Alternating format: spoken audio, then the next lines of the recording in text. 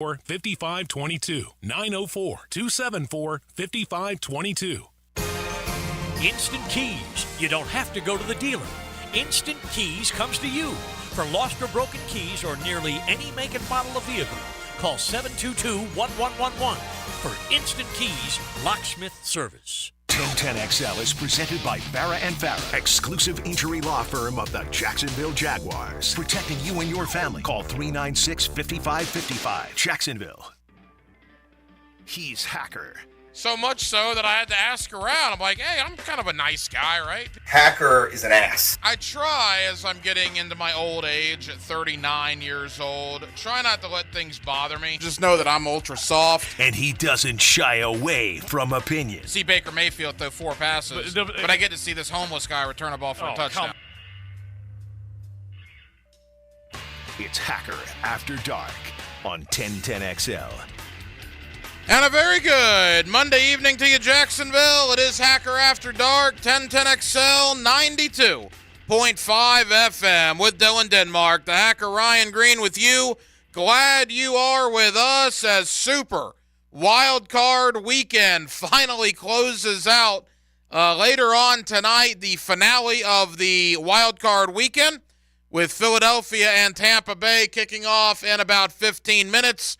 Of course, a game that was postponed due to weather yesterday was made up earlier, and the Buffalo Bills have defeated the Pittsburgh Steelers 31-17, which means next week on Sunday in Orchard Park, New York, Patrick Mahomes of the Kansas City Chiefs, his first road playoff game ever, will come against Buffalo and Bills Mafia. What a scene that should be. Houston will go to Baltimore Saturday afternoon. More on that in a moment.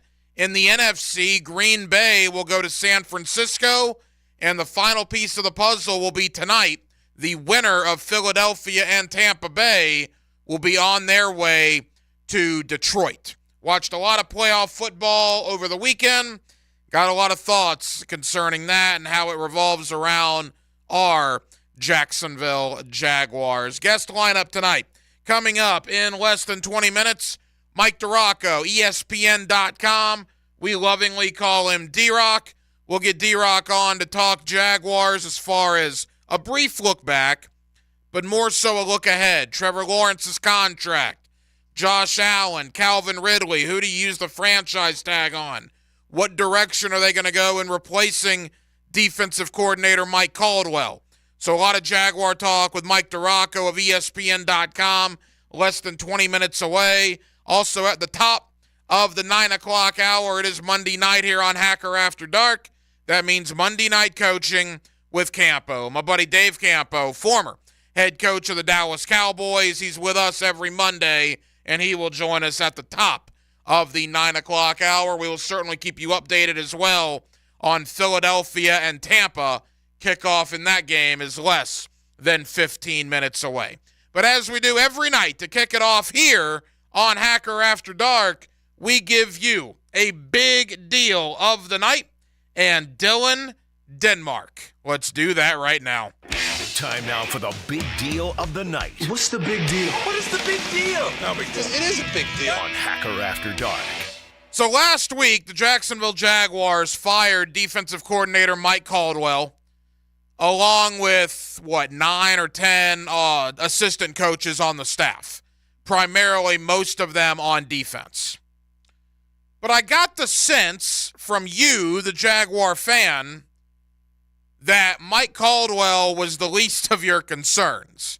You were very concerned with Press Taylor, the offensive coordinator, and you were certainly concerned with Trent Baalke, the Jaguar general manager.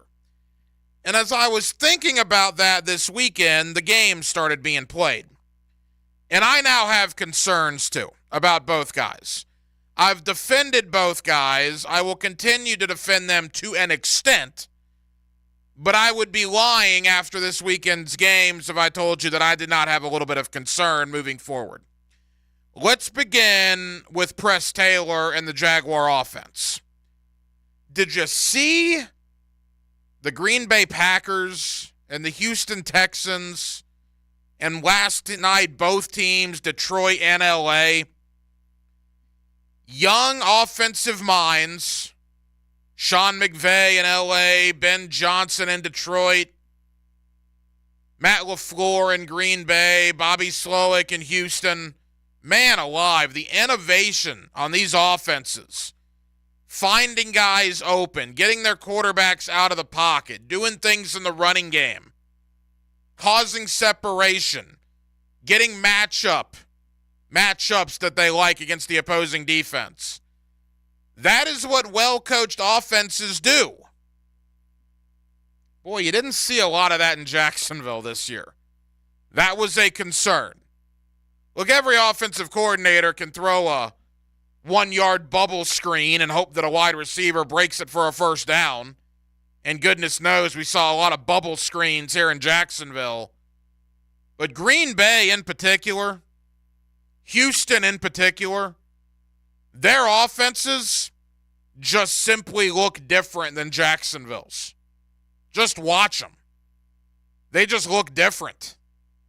More explosive, more separation, more playmakers on the field. And I don't think Green Bay and Houston have all pros all over their offense. Far from it. Green Bay's out there with rookies and second-year players that just sliced and diced the Dallas Cowboys yesterday. Houston's out there with Nico Collins and Brevin Jordan, Robert Woods. I mean, these aren't exactly all-pro players, but they're playing like all-pros right now. And why are they doing that? Well, it's all about matchups. When you have an innovative offense, an innovative staff, an innovative coordinator, you can do that. Those teams have that. The Jaguars did not for much of the year. So that was concerning to me from a Press Taylor offensive coordinator point of view. I was also very concerned from a Trent Baalke drafting point of view. Now look, if we're going to kill Baalke for bad decisions, let's first say Evan Ingram was a grand slam. Christian Kirk was a grand slam. Foye Oluokun was a great signing. Zay Jones, when healthy, has been very good. Baalke has done some nice things in free agency. I would give him a passing grade in free agency. It's the draft where he starts losing me. Yesterday, Green Bay, Houston, the Rams, the Lions have young guys on the field that are making plays, man. Young guys all over the place that are making plays. Primarily at the wide receiver position, the tight end position. Guys are making plays for their quarterbacks. So it got me thinking, we're going back into Jacksonville Jaguar history a little bit. Let's look at wide receivers drafted. And I'm scrolling down, and I'm getting more and more depressed as I continue to go. And then, bam, 2018. Okay, DJ Chark in 2018. I was like, wow, he's probably the best receiver they've taken since the 2018 draft. But then I go back to 17 and 16 and 15.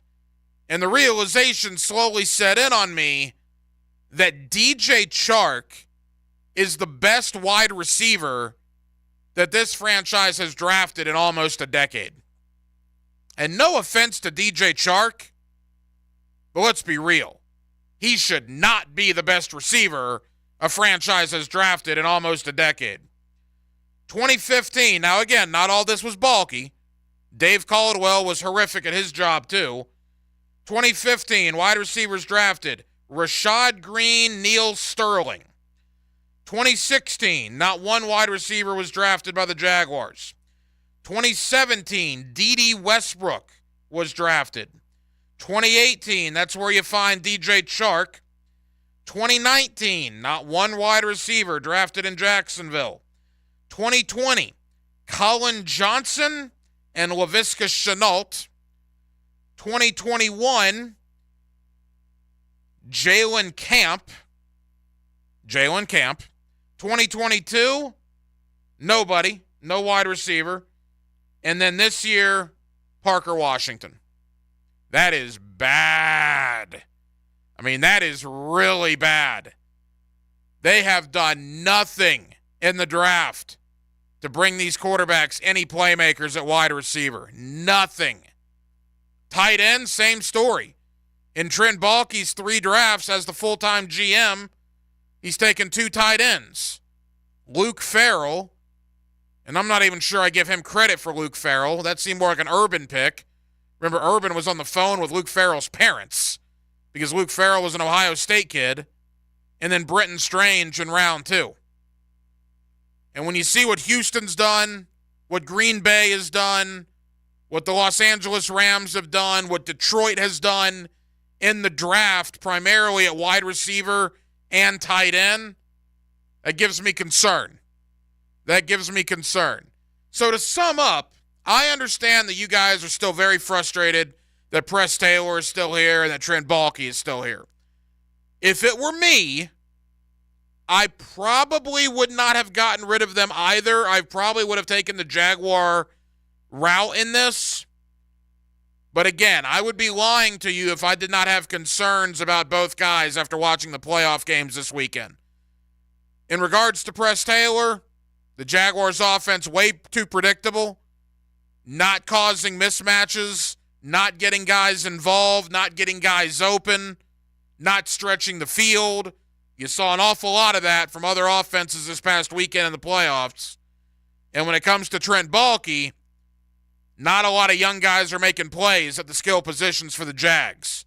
And there's a lot of young guys making plays at the skill positions for the teams that are left standing. But the reality of the situation is we're 2 weeks into the offseason. Whether you like it, whether you love it, whether you hate it, you're going to have to come to accept it. That is your goal, acceptance at this point, that Press Taylor and Trent Baalke will both be back for the Jacksonville Jaguars. You just have to hope that whatever they did last year going into the offseason, they do the exact opposite. Because I'm going to talk to Mike Duraco of ESPN.com about this coming up momentarily. The questions on this roster that the Jaguars had after that loss to Kansas City to end the 2022 season, remember those questions? Got to find help at pass rush. Do something with some offensive line help. Do something in short yardage. These same exact questions still exist now a year later. They didn't answer any of the questions last offseason, and the same ones still remain. They still need to figure out short yardage. They still need help at pass rush behind Allen and Walker, and they still got to do something with the offensive line. They went through an entire offseason in 2022/23 without answering any of those questions, and they just held them over to be asked again right now. That is bad. They rested on their laurels. They said, we're good. 10-9, we're good. It's built. We're going to run it back. And you see where that got you. Same exact record in the regular season. There needs to be player movement this year. There needs to be guys released. There needs to be new guys brought in. There needs to be some turnover on this roster because there was none of that last year. And you see ultimately where it got the Jacksonville Jaguars. Philadelphia and Tampa about to kick things off. We'll keep you updated down at Raymond James Stadium in Tampa. Again, the winner of this game plays Detroit next week. So you know the schedule. Next Saturday, the early game, Houston at Baltimore, 4:30. Saturday night, 8 o'clock, it'll be Green Bay at San Francisco. Sunday afternoon, 3 o'clock, winner of tonight at Detroit. And Sunday evening, Kansas City at Buffalo. Mahomes' first road playoff game against Buffalo and the Bills Mafia. Absolutely spectacular. Coming up next, Mike Duraco. We lovingly call him D-Rock. ESPN.com. Let's talk Jaguars. Moving forward, what do they do? Trevor, the contract extension, Josh Allen, Calvin Ridley, among many other topics. We'll go in depth with Mike Duraco of ESPN.com next on a Monday night edition of Hacker After Dark. Here's another look behind the microphone at 1010XL with Dan Hicken and Jeff Prosser. You can't just walk in off the street and do what we do. It takes years and years of training. I mean, let's just let them perform a tracheotomy while we're at it. Mornings on 1010XL. This is ridiculous.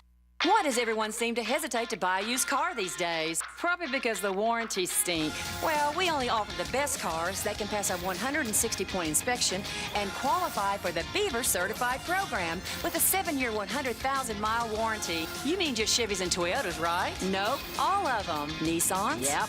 Fords? That's right. Hondas? You bet. What about all of them? And if you want to see all of them, come see us at Beaver Toyota in St. Augustine or Beaver Chevrolet in Jacksonville. My friend named Chuck is a do-it-yourself nut. He tried to change his own toilet to save a buck, but he wasn't having much luck. The toilet wobbled and rocked and looked half-cocked. So Chuck pulled the toilet and tried it again, and that's when his wife walked in.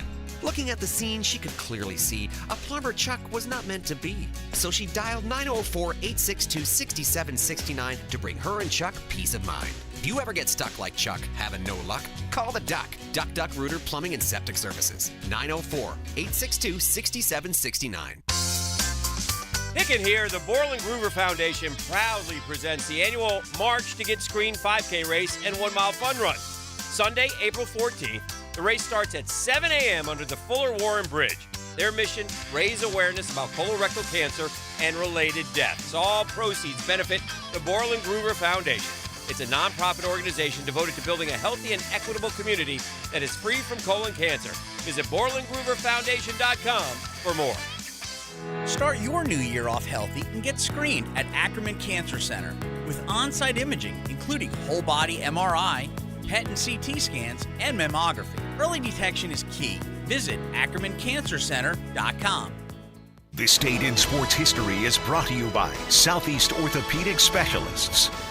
On January 15, 1961, in the 11th NFL Pro Bowl, Western Conference beats Eastern 35-31. MVPs Johnny Unitas and Sam Huff. Hey folks, Hicken here. Now that your kids and grandkids have gone home and the decorations are coming down, I bet you can see it's time to get those carpets and sofas cleaned. I'm telling you, give Zero Res a try if you haven't already. They clean the carpet, the sofa, the chairs, the area rugs, and even the tile and grout. Google them. More than 5,000 five-star customer reviews. And right now, 20% off carpet cleanings, 20% off upholstery. Zero Res. You spell it forward, you spell it backwards. Zero Res. It's the right way to clean. Zero Res. Since 2014, there's been only one official home builder of the Jaguars, Dreamfinders Homes. With quality-built homes and a speedy move-in process, we're in 20-plus communities in the best locations across Northeast Florida. Dreamfinders Homes is everywhere you want to live. So get off the sidelines, Jags fans, and get into the game. Let Dreamfinders help you navigate your home purchase and offer great interest rates. Visit DreamfindersHomes.com for all your move-in ready homes and step up your game.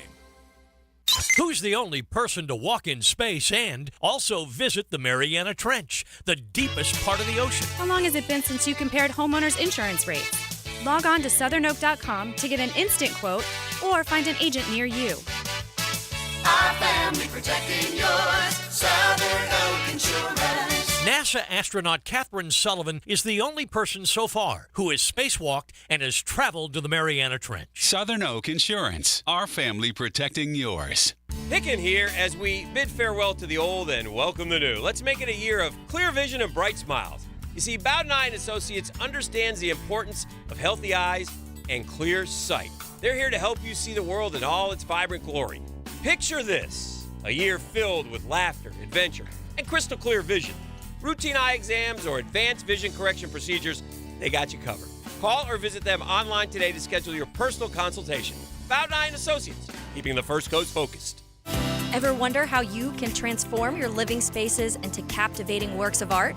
At First Coast Lighting and Fans, they offer a huge selection of high-quality products to match your desire for elegance, quality, and uniqueness. Visit their showroom on Phillips Highway at the Avenues and step into a world of quality without compromise. Discover the difference that locally owned expertise makes and let them help you experience the transformation from average to extraordinary at First Coast Lighting and Fans.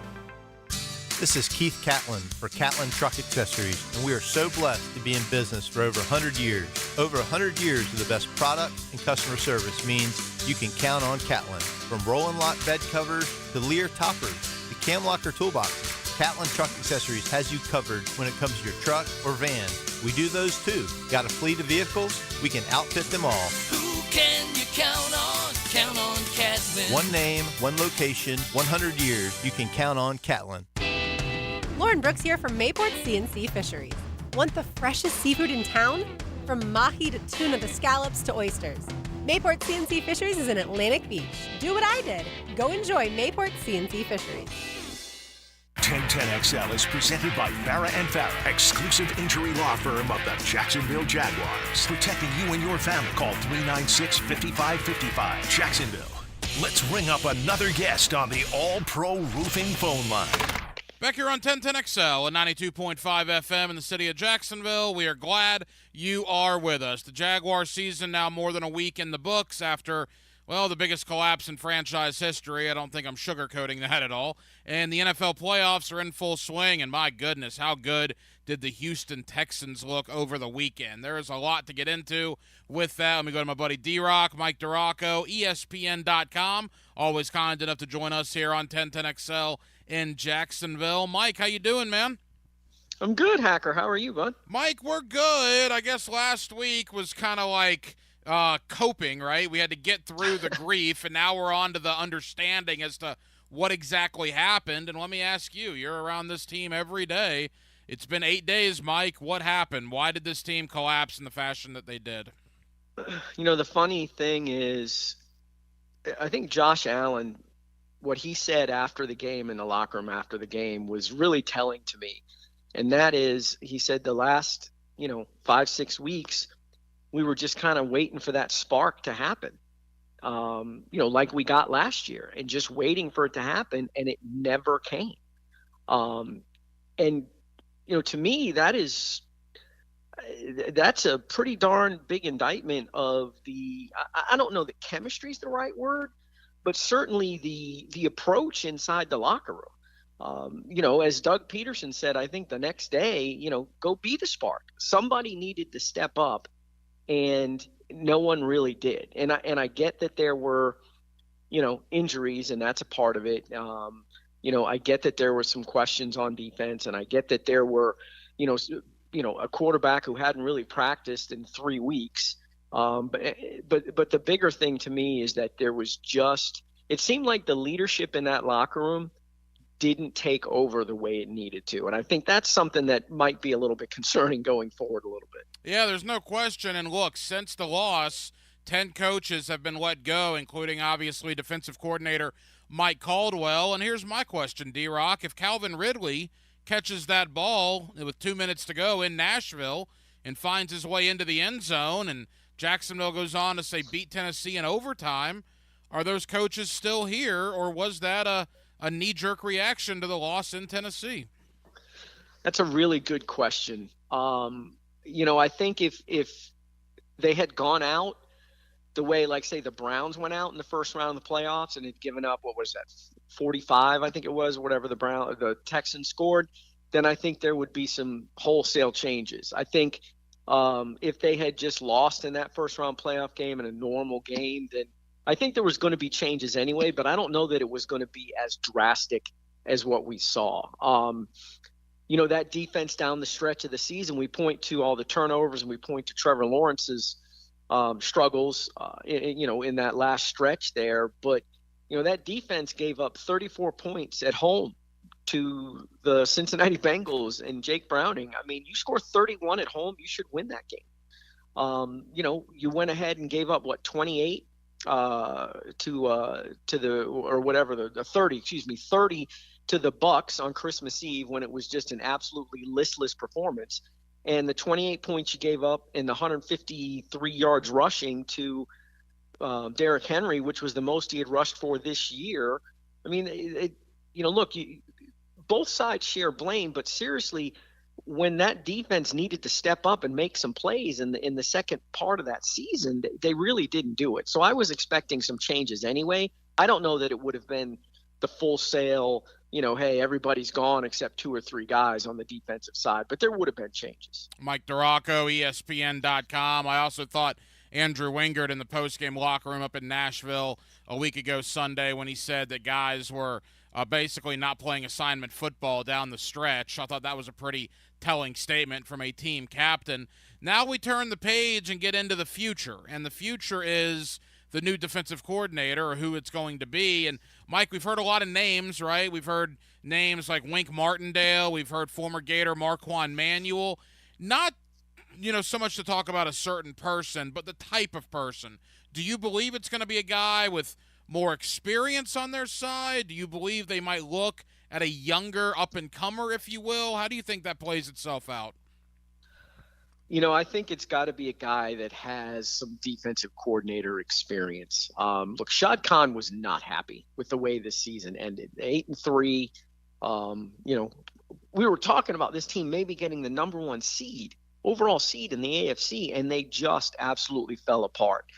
And, the thing that we have to keep in mind here is Shad Khan's trying to get a stadium deal done. And when your team is struggling and falling apart the way it is, that's not really a good look. And I'm not saying that this is going to impact whether the stadium deal gets done or not.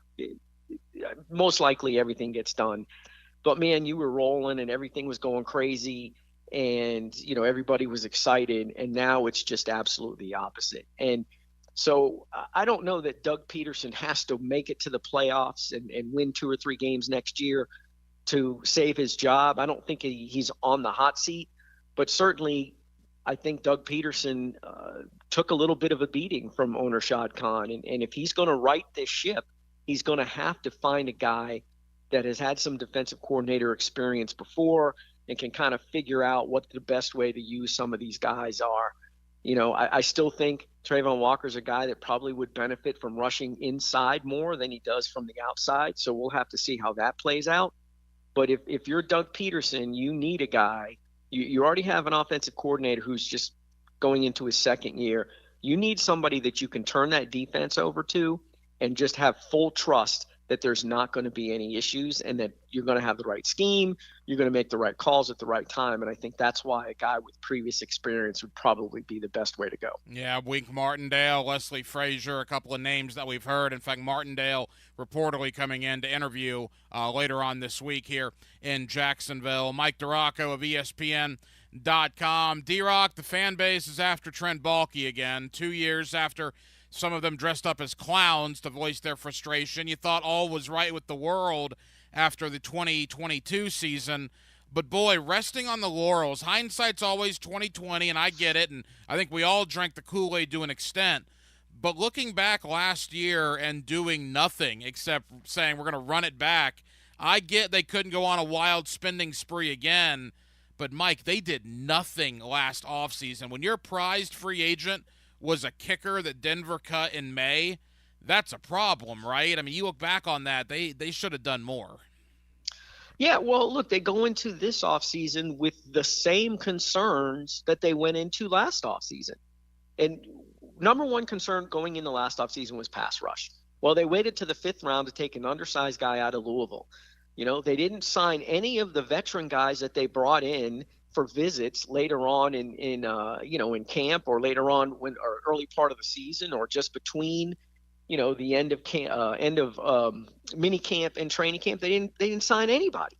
The offensive line was an issue last year, and they just decided to roll it back and they didn't make a single change there except drafting Anton Harrison at right tackle, which the right tackle area, you had to find somebody there for sure. But that's not all the work they should have done on the offensive line. It was, I think, Gus Bradley, and I hate to bring that up because I know Jags fans don't like hearing about Gus Bradley, but Gus Bradley always would say one of the worst things that you can think as a head coach or as a player in the NFL is, I got it.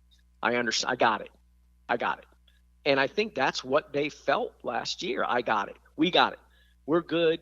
You know what? We were good enough to go in Kansas City and beat the Chiefs, and we just, made a couple of mistakes here and there. Otherwise, we'd have been playing in the AFC title game. And they just expected to roll that back, like you said, and it didn't work. And now, in addition to pass rush being another question, now you're going into this offseason having to address the interior of that offensive line. If they don't make changes there, then we're going to be sitting here in the same position next year, asking the same questions. And now there's also some major questions about Trevor Lawrence, whether he likes it or not, or whether the Jags like it or not. Now it's like, well, wait a minute, is he the guy? He had that great run the second half last year, but you know what? He turns the ball over at such an alarming rate. And I know the interceptions, some of them may not be his fault, but man, the ball security and fumbles, that's got to change. And those are three major questions that they've got to answer in this offseason, or it's going to be another long year, because all of a sudden the AFC South, not the crappy division we all thought it was going to be.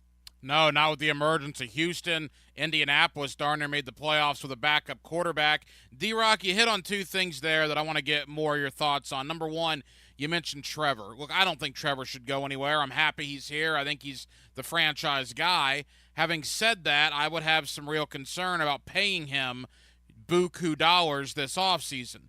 But the price of doing business in the NFL, we know Herbert got paid after year 3 in L.A., Burrow got paid after year 3 in Cincinnati, and now here's Lawrence after year 3.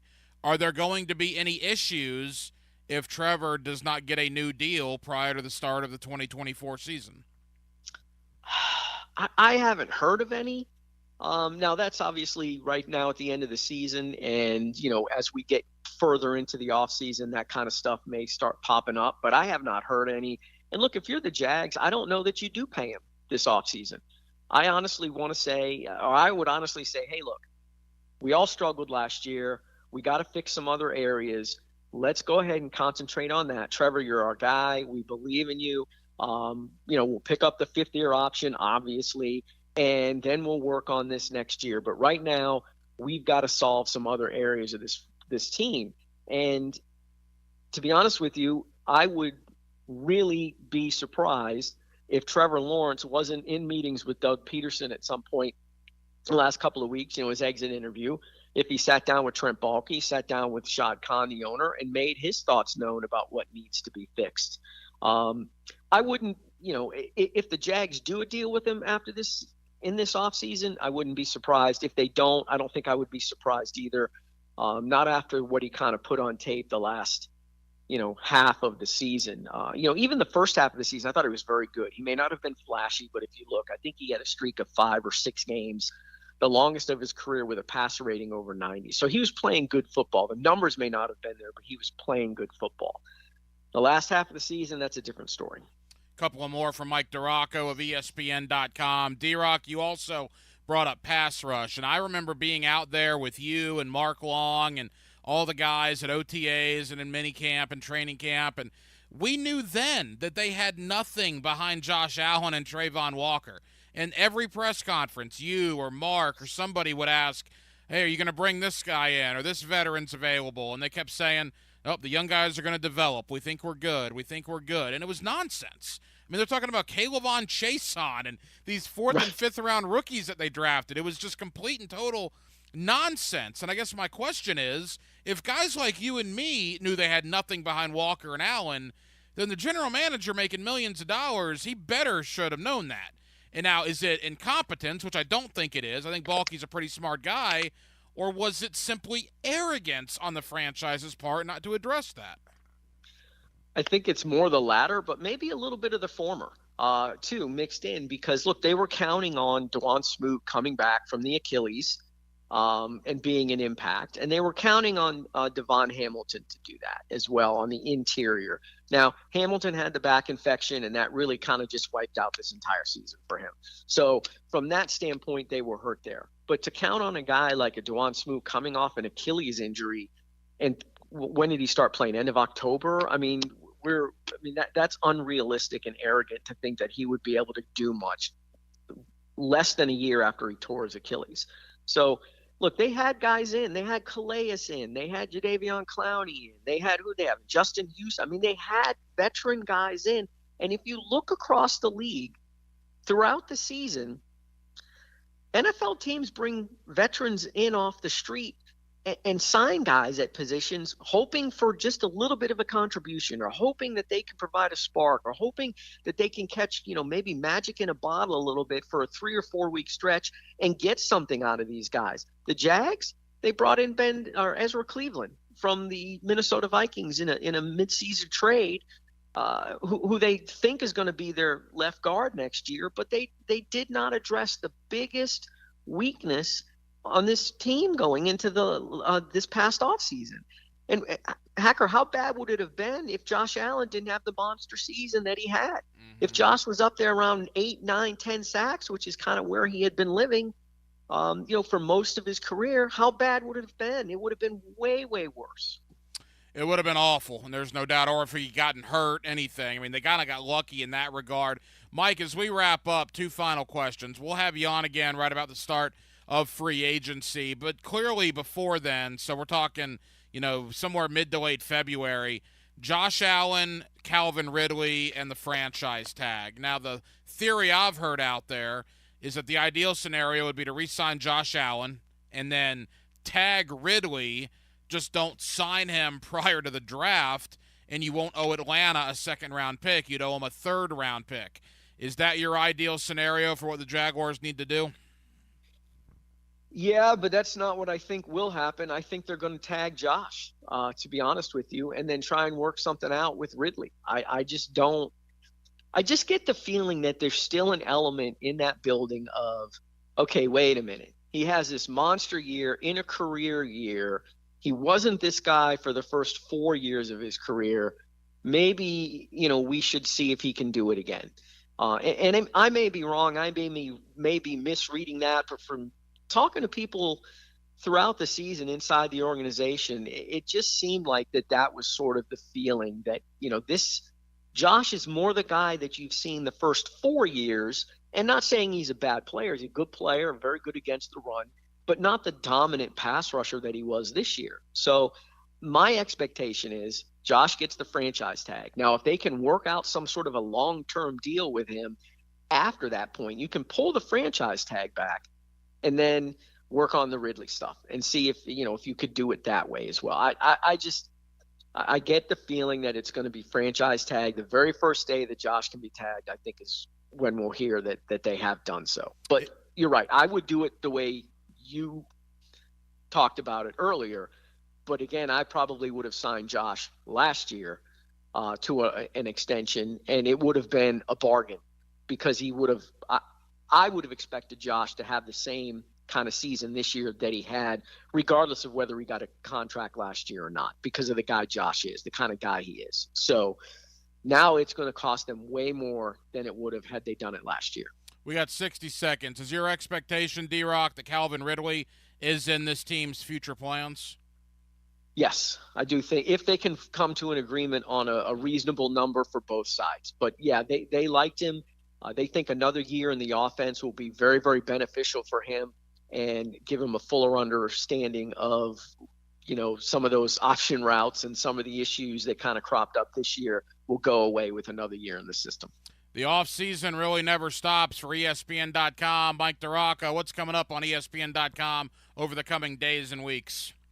Yeah, I've got a big piece. I think it's running Tuesday or Wednesday about basically what went wrong this year and sort of breaking it down into several areas. A lot of it's some of the stuff that we talked about, but I delve into the injuries and, some questionable coaching decisions and some of the things that some of the players said after the final game that kind of led you to, conclude that there were maybe some, not locker room issues, but some unhappiness in there at times. Mike, we always appreciate it. Again, D-Rock, Mike DeRocca. We'll do it again around the start of free agency. Know you're busy, brother. Thank you for the time, my friend. Appreciate it, Hacker. Anytime, bud. Hello, you're on the air. There's more to 1010XL than radio. 1010XL is multimedia. All communication lines are clear. Twitter, Facebook, Instagram, TikTok, YouTube. Find 1010XL on your social channels. Save big at Key Buick GMC with up to $10,000 off on all new Buick Enclaves or up to $9,000 off new Buick Envisions. Receive really low APR rates like 1.9% APR financing for 36 months, 4.5% for 48 months, or 60 months, 5.4% for up to 72 months. Come on in now to Key Buick GMC and enjoy no payments on the Buicks for 90 days. That's 3 months. Key Buick GMC on the corner of Southside and Gate, KeyBuickGMC.com. For the ones who get it done, the most important part is the one you need now. And the best partner is the one who can deliver. That's why millions of maintenance and repair pros trust Grainger. Because we have professional-grade supplies for every industry, even hard-to-find products. And we have same-day pickup and next-day delivery on most orders. But most importantly, we have an unwavering commitment to help keep you up and running. Call, click Grainger.com, or just stop by. Grainger, for the ones who get it done. Make a difference in our community for 2024. Brian King here, Chairman of the Board of Governors of the Boys and Girls Clubs of Northeast Florida. Each Boys and Girls Club offers a safe environment to kids in need each and every day with homework assistance, career readiness, and a hot meal. Consider brightening the life of a child by sponsoring a pizza party at one of our area clubs. As you do your giving, help us brighten the life of a child. Go to bgcnf.org to learn more. At ABBQ, they are turning up the heat on game day with a spread that'll make your taste buds do a victory dance. Football and barbecue always play together. I'm talking mouthwatering wings, juicy burgers, and tantalizing appetizers that'll keep your hunger in check as you cheer for your team. Come for the food and football, and stay for the teal-colored Jell-O shots. Your destination for a mouthwatering barbecue and an unforgettable game day. ABBQ. Meet and drink with us. If you weren't on the radio, I wouldn't have a radio. When you hear a great guest on 1010XL, tell your friends they can catch the replay on demand. It's all at 1010XL.com. Brought to you by Underdog Fantasy. Win cash prizes at UnderdogFantasy.com. For lost or broken keys or nearly any make and model of vehicle, call 722-1111 for Instant Keys. Instant Keys. You don't have to go to the dealer. Instant Keys comes to you. Life is about choices and the decisions you make. I'm David Robbins with Epstein & Robbins. If you're convicted of a DUI, you'll have to face severe consequences. Walking through the doors of the courthouse or appearing at a bond hearing can be extremely intimidating. Without the right lawyer, you're likely to make the wrong decision. Let our team help you make the right decisions in court. Epstein & Robbins, the right choice. Epstein & Robbins, fighting for your rights since 1975. You love free. And at Ameris Bank, so do we. That's why we're proud to offer worry-free, hassle-free Ameris Bank free checking. Manage your money your way with convenient access to digital, mobile, and telephone banking, all with no monthly service fee or minimum balance requirements. At Ameris Bank, we're with you. For more information or to open an account, visit our local bankers in person or online at amerisbank.com/free checking. Other fees such as overdraft fees may apply. Ameris Bank, member FDIC, equal housing lender. Hey, this is David here with Royal Pest Services. Do you have that room in the house that is just too cold in the winter and just too hot in the summer? To learn about our pest-rated insulation, visit RoyalPestServices.com or call 886-2847. New and pre-owned firearms are always in stock at Beach's Jewelry and Pawn in Jacksonville Beach. Want a new sidearm or rifle? Brands like Kimbar, Smith & Wesson, Sig Sauer, and Beretta. No lines, no hassle. Beach's Jewelry and Pawn in Jacks Beach. Mark Watson with Hardball Creative, with the answers to the questions I'm asked the most. Yes, we are local, and no, I'm not hiring an actor to read these commercials. Check us out at hardballcreative.com. Hardball Creative. Hardball does it all. If your ride is making strange noises, don't wait and make it worse. Come to Action Transmission on Merrill Road. My expert technicians can diagnose the problem and likely fix it fast. Experience the difference at Action Transmission on Merrill Road. If golf is your thing, you'll want to check out the 2024 Hills Pass at Hidden Hills Golf Club. Unlimited golf, including golf car and preferred tee times for just one low price. Visit us at hiddenhillsgc.com to purchase your Hills Pass today. 1010XL is presented by Farah & Farah, exclusive injury law firm of the Jacksonville Jaguars. Protecting you and your family. Call 396-5555. Jacksonville. Hacker After Dark on 1010XL. Yes, it is. Glad you're with us. We'll do a little Monday night coaching with Campo. My buddy Dave Campo joins us in less than 15 minutes. Super Wildcard Weekend, the finale going on right now down in Tampa. 5 minutes to go in the first quarter. Buccaneers up 10-0 on Philadelphia. What on earth has happened to the Philadelphia Eagles?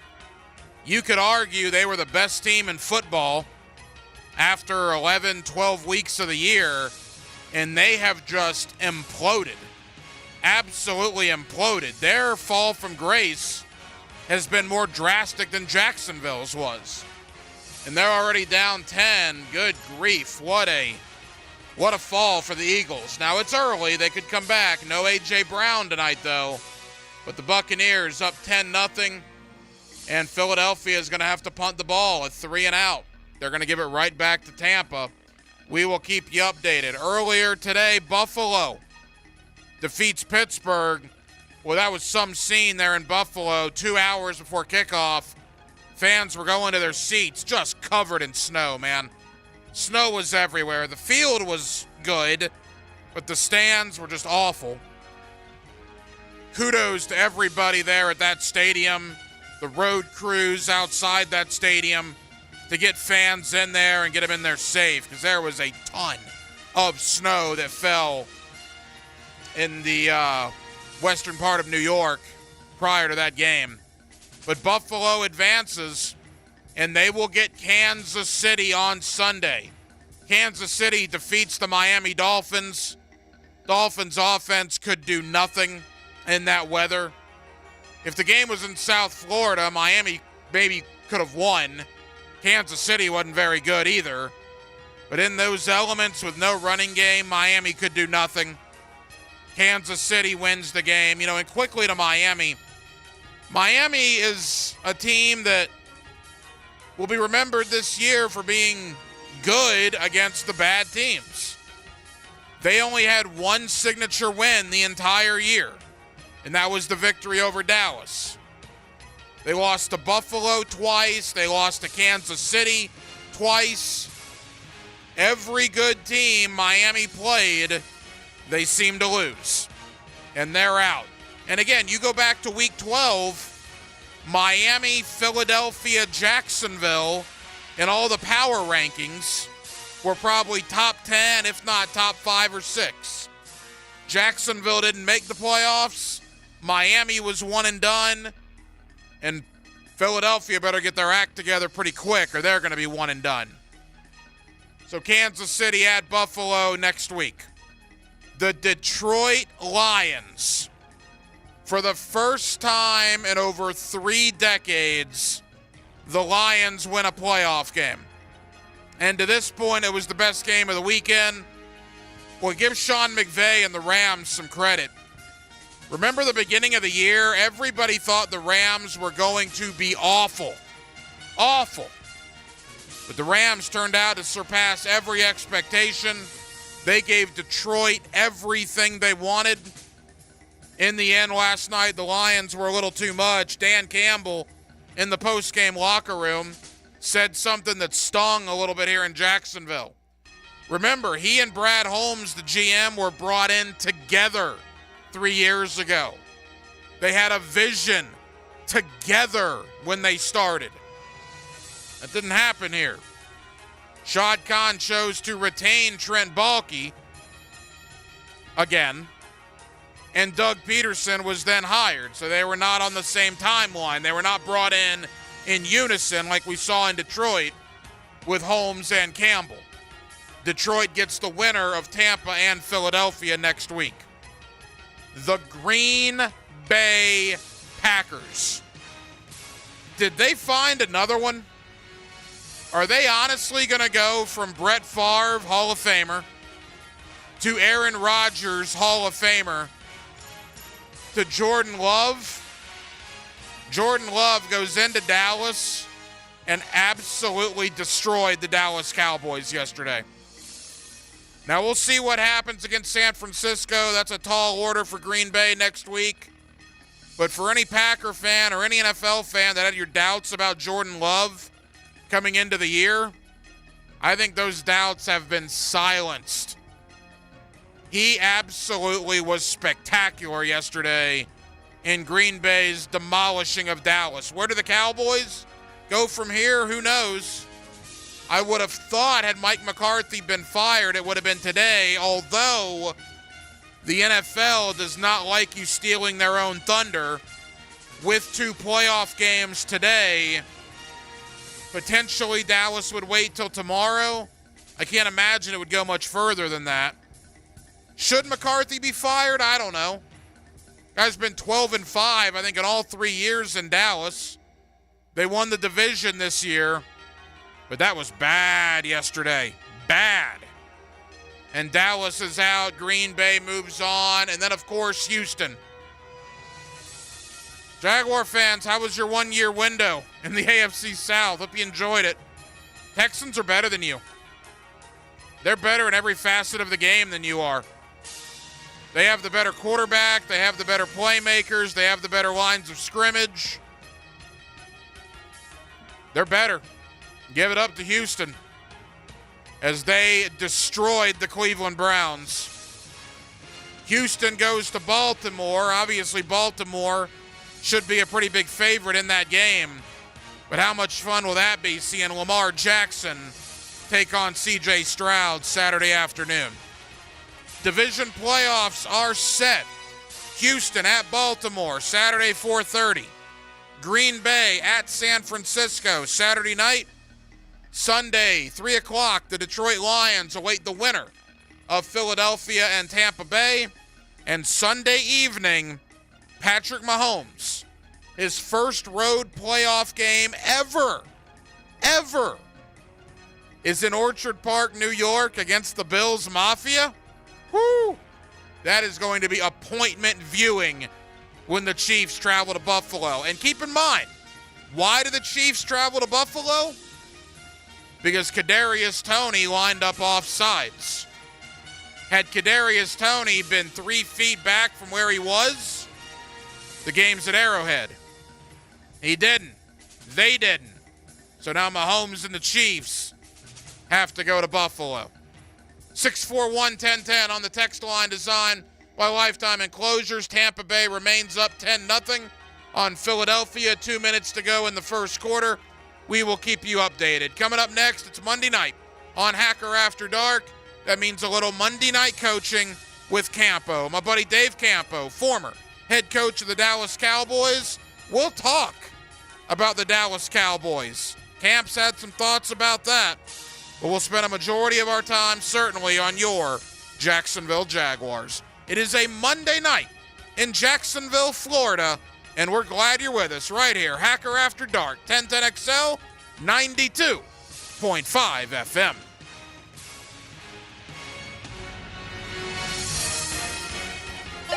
Taking calls and taking names. I want to know who I'm talking to. Just don't call him names.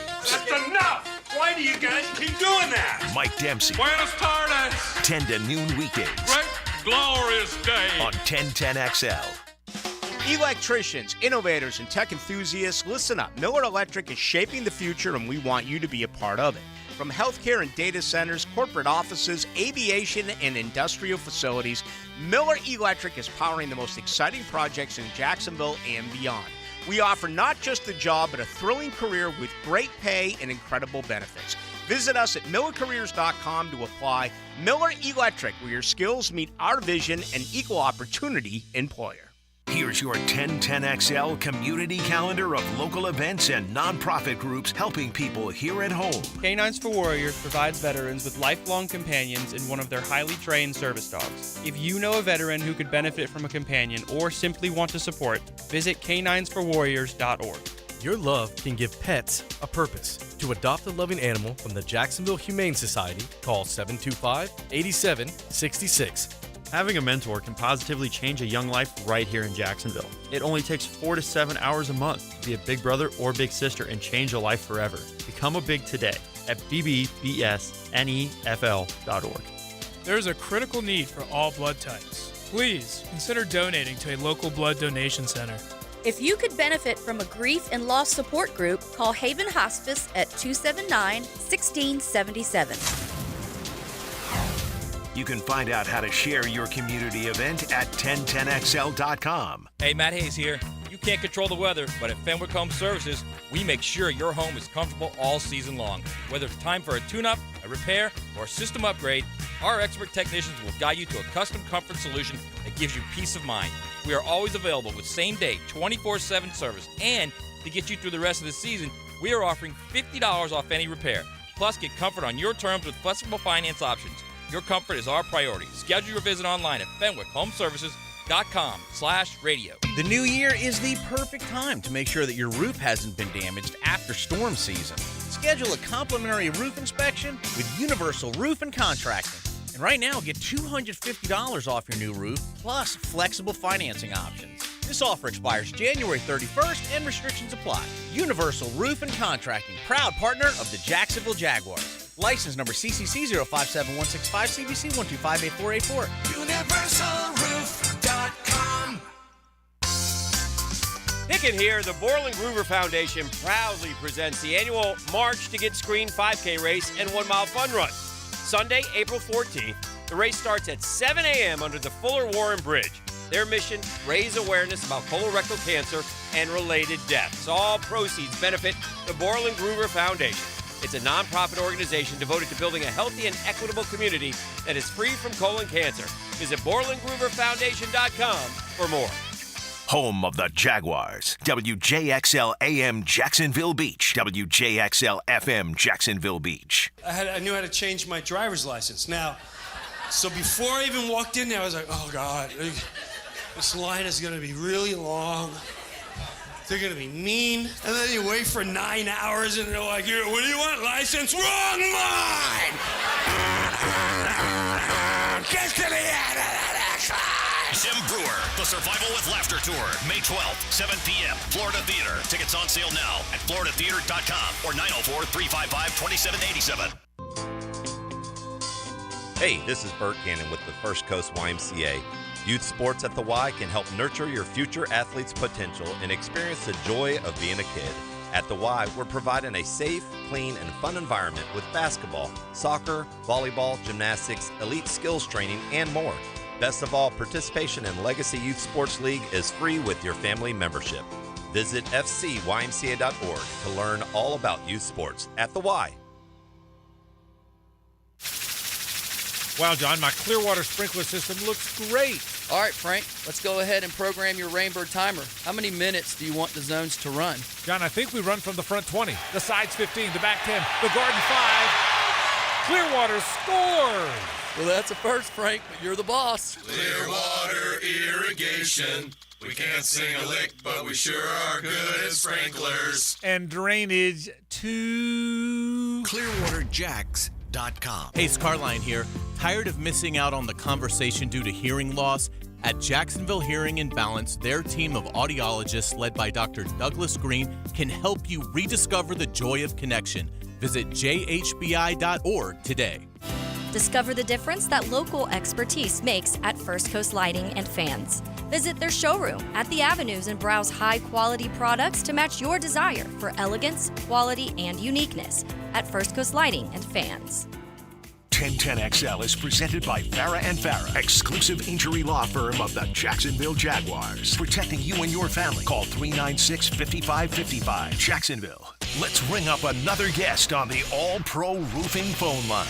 Back here on 1010XL and 92.5 FM in the city of Jacksonville. It is a Monday evening, and we are glad you are with us. The NFL playoffs, boy, what a weekend we had. Some upsets, a really close ball game last night between Detroit and the Rams. Of course, the Jaguars were not involved in any of this, as we are now in week 2 of the Jaguar offseason. With that, we welcome in my friend Dave Campo, former head coach of the Dallas Cowboys. It's always Monday night coaching with Campo here on Hacker After Dark. Coach, how you doing? I'm doing all right, Hack. I'm over the Jaguars a little bit, but then I had to suffer through the Cowboys, so it's been kind of rough. But I'm hanging in there today. Yeah, we'll get to Dallas in a moment. What a situation that was yesterday against Green Bay. But Coach, you and I haven't spoke since last week when Mike Caldwell was dismissed as Jaguar defensive coordinator. In fact, in total, I believe 10 assistant coaches and one coordinator have been let go by Doug Peterson in the last 7 days. Your thoughts on all the change going on with this coaching staff?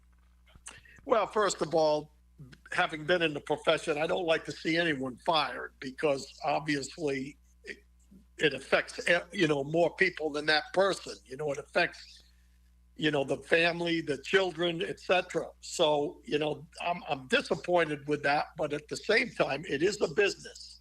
And, looking at this team when things are not going well or something happens that, shouldn't have happened, maybe heads have to roll. And usually it's the head coach making that decision. And a lot of times when they make that decision, if they don't hit on the next one, they're the next one out the door. It was interesting, Coach, and the Jaguar defense was very good for a good portion of the year.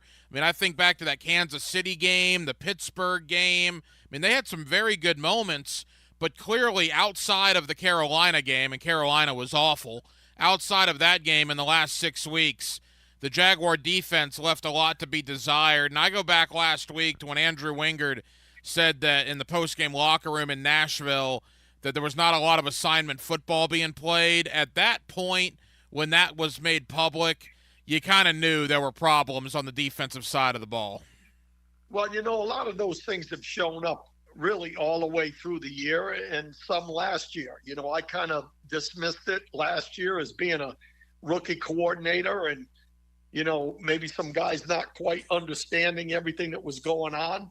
This year, even in the games that they really kept us in ball games, there were situations where guys busted coverages or guys were out of their gaps, et cetera, and it just manifested itself this last 5 or 6 weeks. It was masked early by opportunistic turnovers, and a lot of times turnovers come in bunches, and it looks good for a while, and then all of a sudden it stops. And that's kind of what happened down the stretch. We didn't turn the ball over very much, and there were a number of situations. Look, when you see long runs or guys wide open, obviously it's not somebody whipping somebody one-on-one. There were mistakes, and unfortunately that showed up this last 5 or 6 weeks.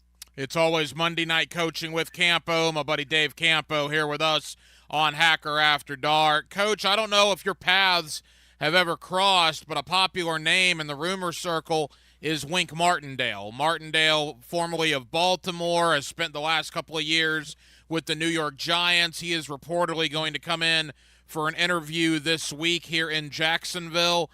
Do you know of or do you know Wink Martindale, and what are your thoughts on that name here in Jacksonville? Well, I don't know him personally. I know kind of his background, and I'll just put it this way. I'm going to be very careful with what I say here, but I'm going to say this about that situation. Doug better do his homework because there's some really, really mixed feelings about his association in Baltimore and with the New York Giants. So I'm going to kind of leave it at that because they're going to do a number of different interviews, and I think that when it's all said and done, I'm hopeful that Doug makes the right decision now. It's interesting. Wink Martindale's one of the guys, Coach. You've heard some other guys, maybe Leslie Frazier, if he doesn't get a head coaching gig. And then they want to interview a lot of young guys, right? I've seen Marquand Manuel, the safety coach with the Jets, who was a former Florida Gator. Hewitt, the passing game defensive coordinator in Baltimore. I mean, what are your thoughts on, do you want to go a young, unproven guy that's never been a coordinator, or would you like to go to the old guard a little bit, maybe a guy with some more experience? Well, I think, if there's a guy out there that has more experience, I think that would be the right situation because, to be honest with you, I think that Doug feels, and this is kind of how it unveiled with the guys he let go, I think Doug feels like he can fix everything on offense. But he needs somebody on defense that can kind of control the situation. Now, there's a lot of young guys out there that can control the situation. You look at Aaron Glenn. There's a young player, ex-player that's done a great job with Detroit's defense. So it depends on who is that guy. And I think that's where the homework has to be done. And I truly believe that they just need somebody, I think, and I want to be careful with Mike Caldwell as well, because I don't know him that well other than watching him for a couple of years and knowing his background. But he seems to be the same kind of guy that Doug is, not a guy that's going to be overly aggressive with players and that type of thing. But I think this defense needs a little bit more discipline, and whether or not that means a guy that has to come in with a little bit more firepower or what it is. But I'm not concerned whether it's a young guy or an old guy if it's the right guy. Yeah, that's a good point. And this name hasn't been brought up publicly, but people have been reaching out to me. What about a guy like Ron Rivera? Well, let me ask you. I mean, Rivera was a head coach. He got fired last week. Do head coaches, 60-plus years of age, do they normally want to jump right back in? Could Rivera want to take a year off? What was your thought, or what is your thought when you hear a name like that? Well, I think everybody's a little bit different. There were guys that said, how could a guy like Dave Campo go from head coach of the Cowboys and then 5 years later come back as assistant head coach, secondary coach? It all depends on the ego. It depends on what the ego says. And when I was let go with the Cowboys, I wanted to coach right away. And I went, as defensive coordinator in Cleveland. So it really depends on, number one, Rivera's an interesting guy because he's been a head coach for so long that, maybe it's a little tough to kind of step back into another role. He may want to take a few years off. Mike Zimmer took some years off. I'm not sure there, but again, I'm hopeful that the homework is done and they get the right guy. Monday Night Coaching with Campo, my friend Dave Campo, former head coach of the Dallas Cowboys. He's with us here on Hacker After Dark. Coach, final Jaguar question, because I want to branch out a little bit with you. Press Taylor appears that he's going to be back. Trent Baalke appears he's going to be back. Surprised by either one? No, I'm really not surprised. I really think that, from an offensive standpoint, as I mentioned earlier, I believe Doug feels like the things that were a struggle this year can be fixed. I would not be surprised if Doug takes a little bit more over play calling. Not that Press Taylor, needs to be fired or anything like that, but I think, if you're gonna be questioned on what's going on, the more you're involved, obviously, the better it is. And so. With Trent Baalke, I think Trent Baalke has made some good decisions and bad decisions. I think that that's something that goes on all over the place. The Jaguars are not the only ones that miss on some guys here or there. But I really think it depends on what the relationship is with Shad Khan and Trent and Doug. And to me, that you live with the decision you make, and I think it'll be one that they come back and we'll see what happens next year. A coach you competed with, obviously, for years and years, the greatest coach that's ever been in the National Football League, Bill Belichick, and the Patriots deciding to part ways last week. Belichick has made it very clear that even plus 70 years of age, he wants another head coaching gig. Again, he's only 15 wins behind Don Shula for the most coaching wins of any head coach in NFL history. Your thoughts on Bill Belichick no longer being the head coach of the New England Patriots? Well, sometimes it just gets to the point where you feel like there's only a few more years left with a guy and it's time to keep moving. And that's a decision, for example, that Jerry Jones made with Bill Parcells. Parcells never got them necessarily where they wanted to go, but his teams were pretty competitive. And that, I think, was one of the decisions that Jerry made, right or wrong. Now, I don't know whether it was right or wrong or whatever, but that was one of the decisions. Now, as far as Coach Belichick is concerned, the only thing I can say about him, obviously, they struggled after they lost Brady. That's not unusual. You know, when you don't have a quarterback, that's very difficult to get things done. The thing you know with Belichick is that even when they have not been good, there's never been a case where they didn't show up. And I think that that's happened in some teams around this league.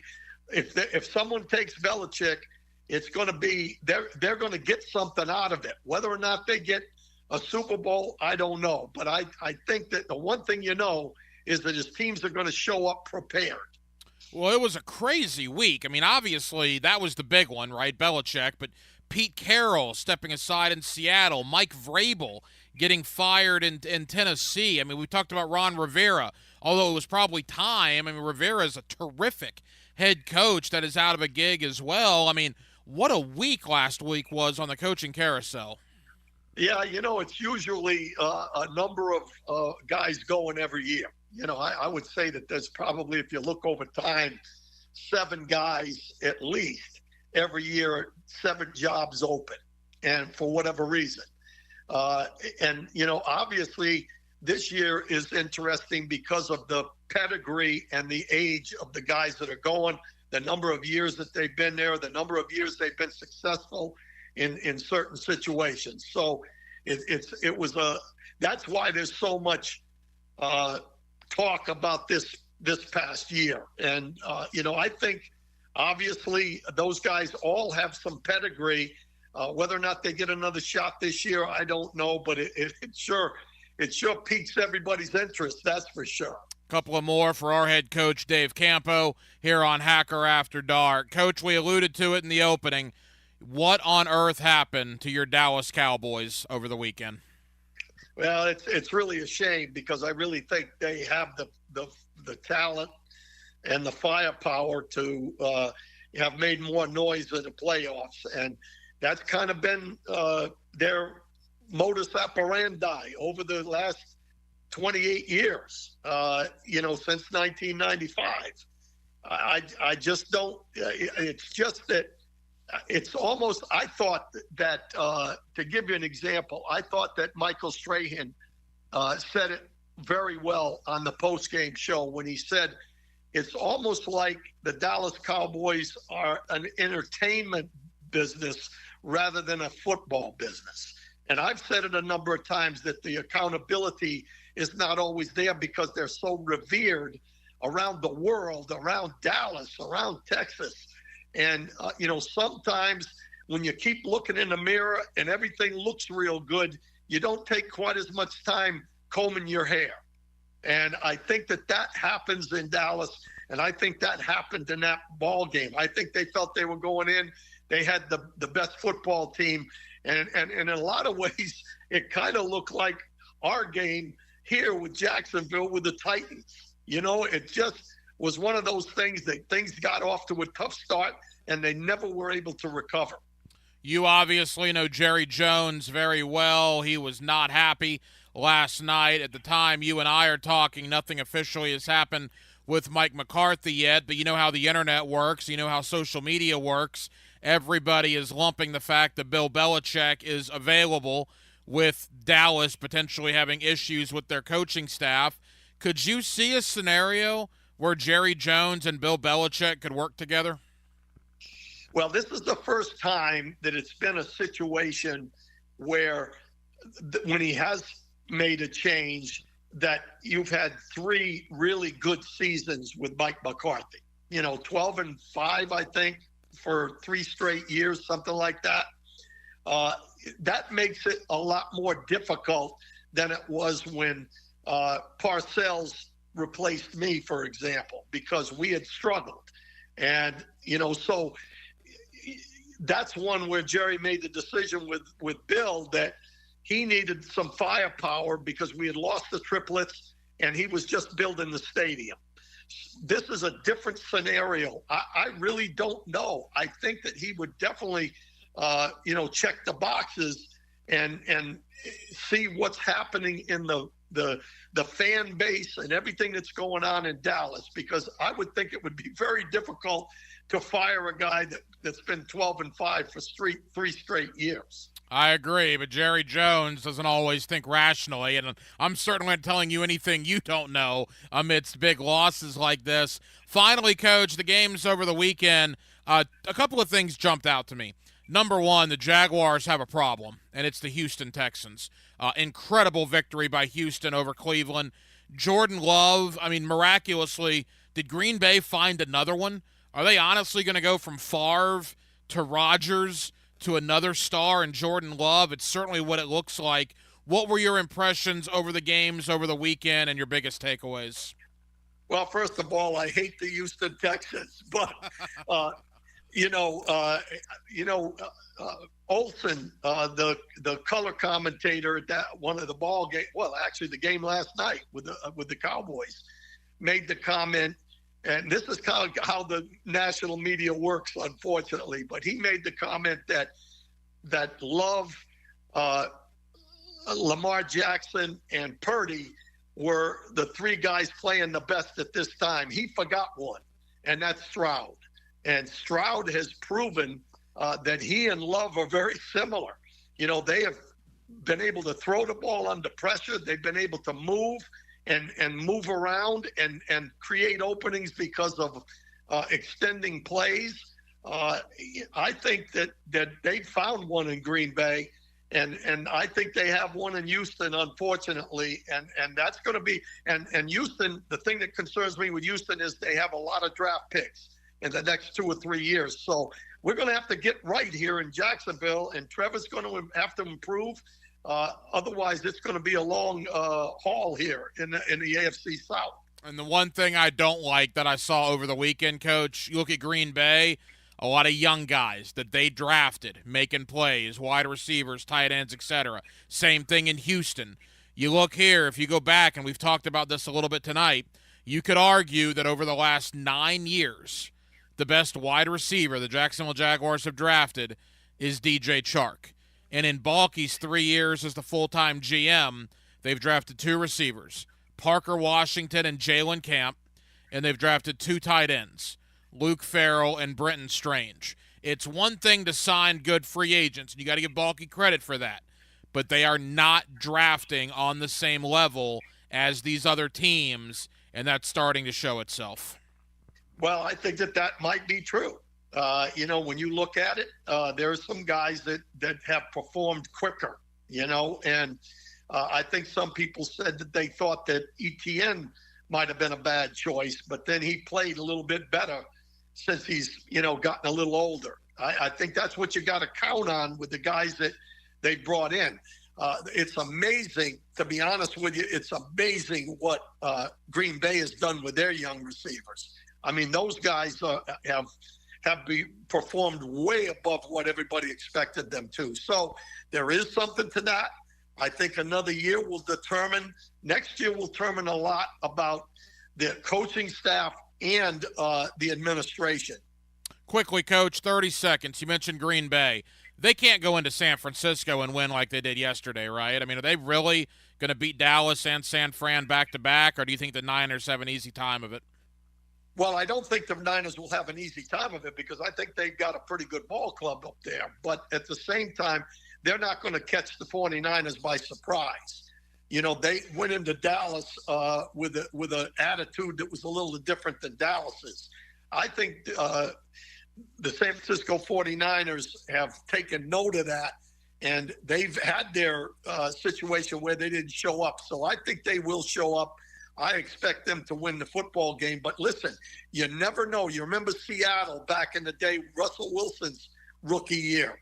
He came in and surprised everybody and then went all the way. So that's the way this league is. I'm looking forward to the ball game. I think it'll be a good football game. It's the best weekend of the year. The divisional round next Monday. We will know the AFC Championship game and the NFC Championship game, and we'll talk about it then. Head coach Dave Campo, Monday night, coaching with Campo here on Hacker After Dark. Coach, thank you, buddy. We'll talk soon. I appreciate it. Have a good one, and I'll talk to you next week. Catch Gators basketball on 1010XL. The Gators look to stop Rocky Top. Tomorrow night at 7 on 1010 AM. Rick Ballou for Carlson Dental. You know, I've been telling you this for quite some time because it's true.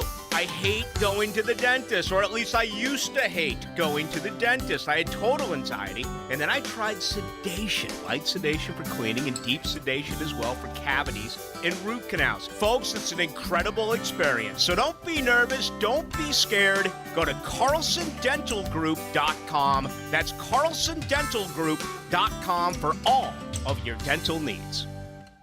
As a mom, comforting my family is what I do best. Vicks VapoStick provides soothing, non-medicated Vicks vapors in an easy-to-apply stick. And it dries fast, so there's no mess. I use it to comfort myself and my family. Thanks, Mom.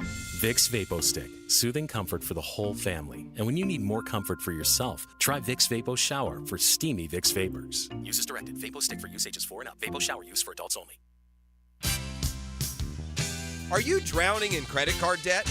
Want to get cash out of your home's equity?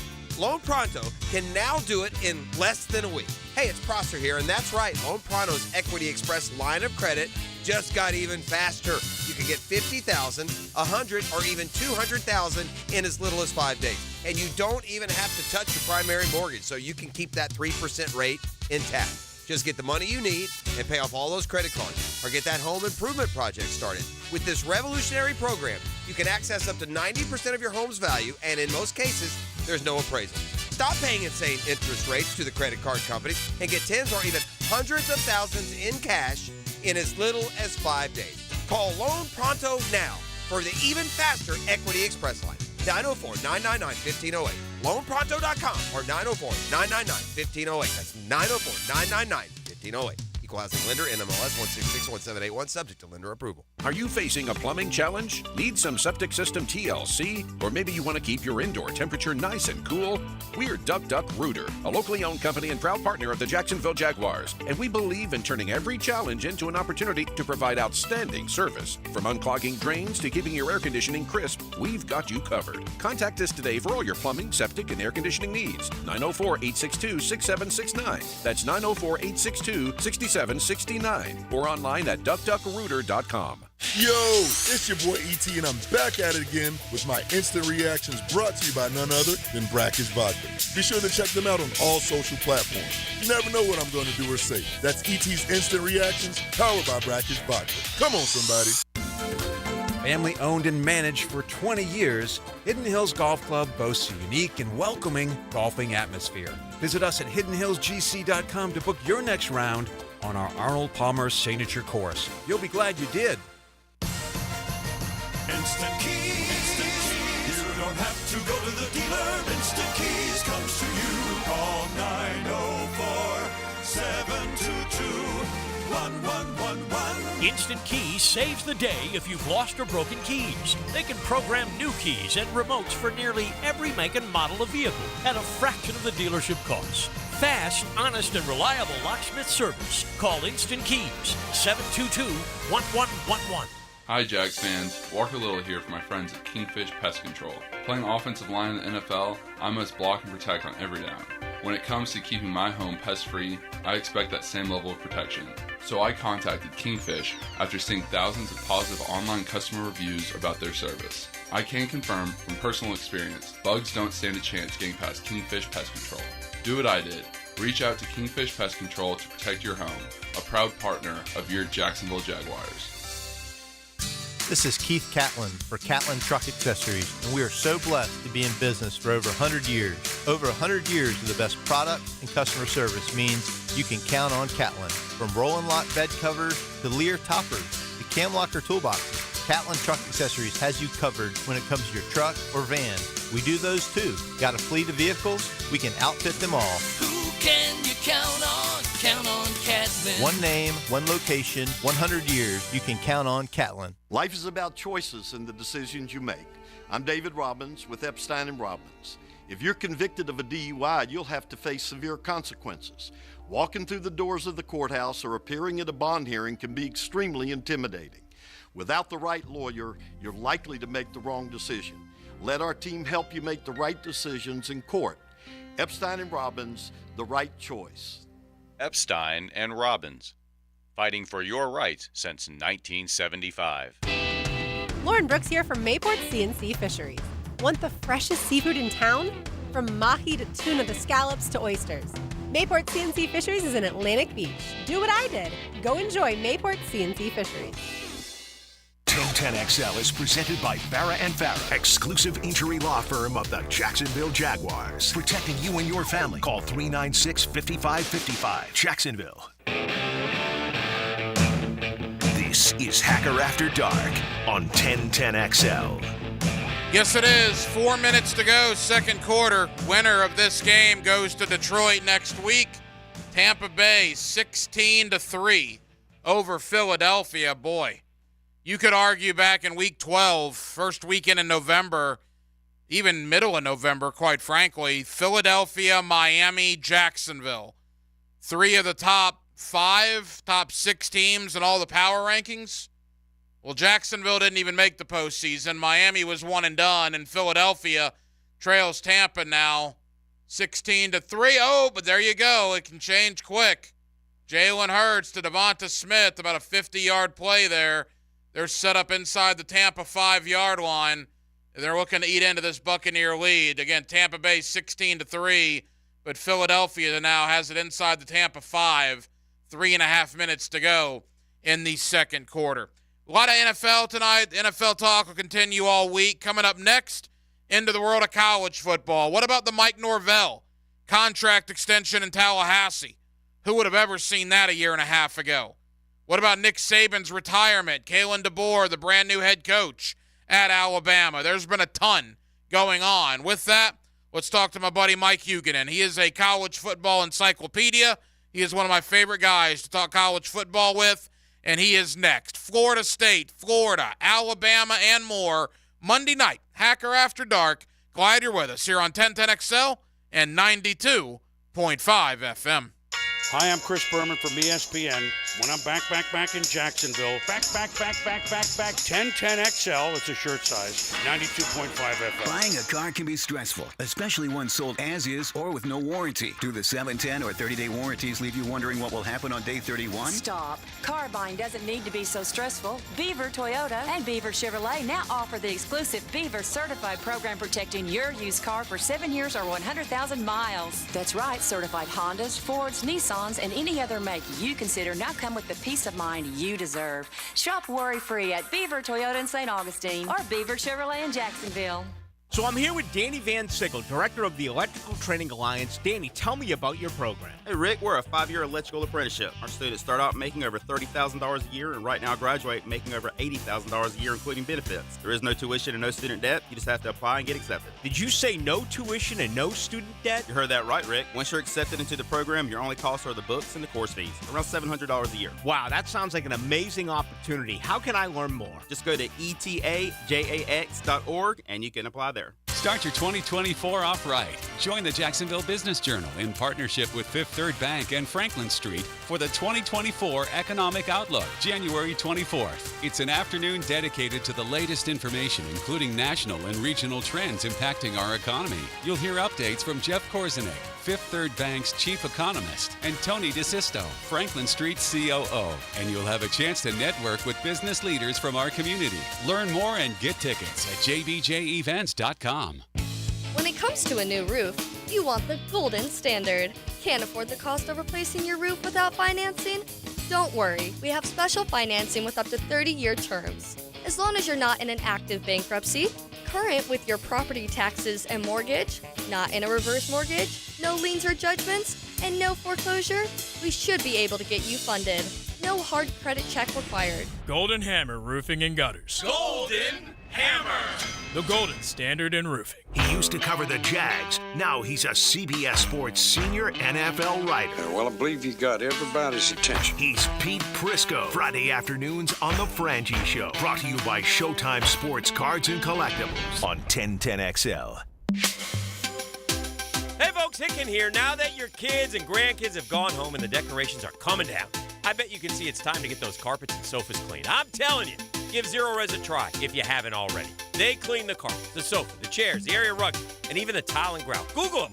More than 5,000 five-star customer reviews. And right now, 20% off carpet cleanings, 20% off upholstery. Zero Res. You spell it forward, you spell it backwards. Zero Res is the right way to clean. Zero Res. Frank Frangie here for Stanley Pools. There's a reason so many of my friends and our listeners have had Stanley Pools build their pools and now maintain their pools because Stanley Pools truly cares about their customers. Stanley Pools is locally owned and has been serving our community for 35 years. For all of your pool needs, call Stanley Pools at 269-7277. That's Stanley Pools, a family tradition of fine swimming pools. 269-7277 or find them online at stanleypoolsfl.com. Since 2014, there's been only one official home builder of the Jaguars, Dreamfinders Homes. With quality-built homes and a speedy move-in process, we're in 20-plus communities in the best locations across Northeast Florida. Dreamfinders Homes is everywhere you want to live. So get off the sidelines, Jags fans, and get into the game. Let Dreamfinders help you navigate your home purchase and offer great interest rates. Visit DreamfindersHomes.com for all your move-in ready homes and step up your game. What Major League Baseball player has drawn the most walks during his career? The answer next. How long has it been since you compared homeowners' insurance rates? Log on to southernoak.com to get an instant quote or find an agent near you. Our family protecting yours. Southern Oak Insurance. Barry Bonds holds the record for most career walks, being given first base over 2,500 times. Southern Oak Insurance, our family protecting yours. Hicken here as we bid farewell to the old and welcome the new. Let's make it a year of clear vision and bright smiles. You see, Bowden Eye & Associates understands the importance of healthy eyes and clear sight. They're here to help you see the world in all its vibrant glory.